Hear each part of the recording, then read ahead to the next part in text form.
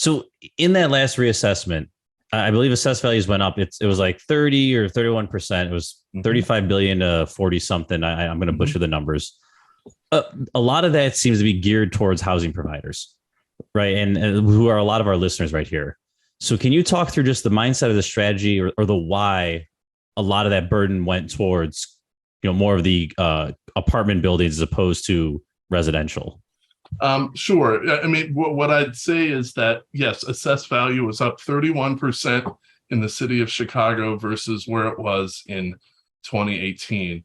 Now, we don't go into that process with we don't come in saying, hey, this should go up this amount in advance of actually looking at the data. So there's no top down. Yeah, you don't know if it's 0 or 100 or where. Right. There's no top down decision on, hey, this is how much values have to go up. Literally, it's looking at all the data that we see, going asset class by asset class, using the data that we see coming from analysts, coming from our models, building up the value, and then we get to the 31%. So it's literally trying to be that good mirror to the market in every single asset class.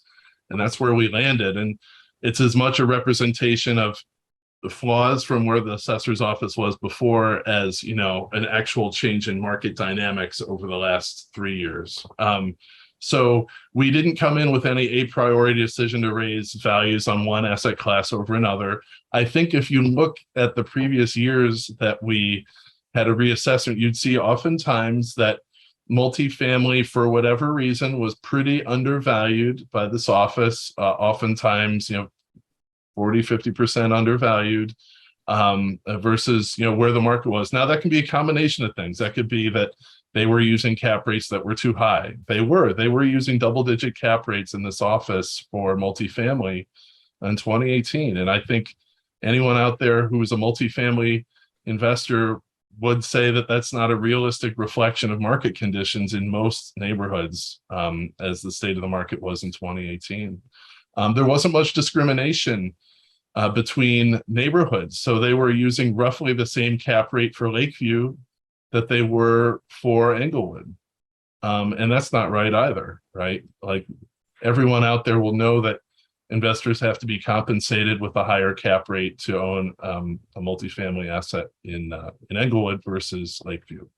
And it really was putting burdens on the people who did take that risk with more taxes in Englewood by not reflecting that difference in the market.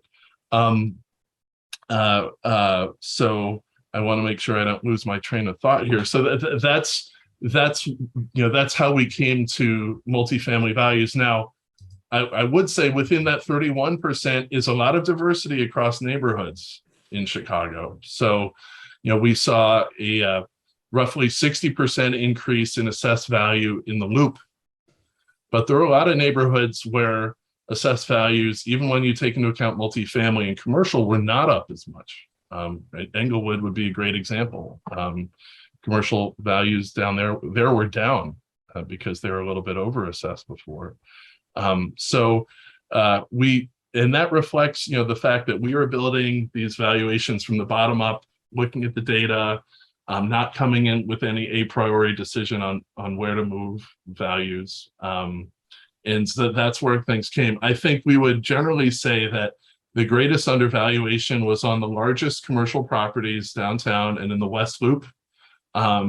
We saw, moderate increases in commercial properties, including multifamily, in many neighborhoods across the city. But there were some neighborhoods where those values did not increase much. You see those especially on the South Side.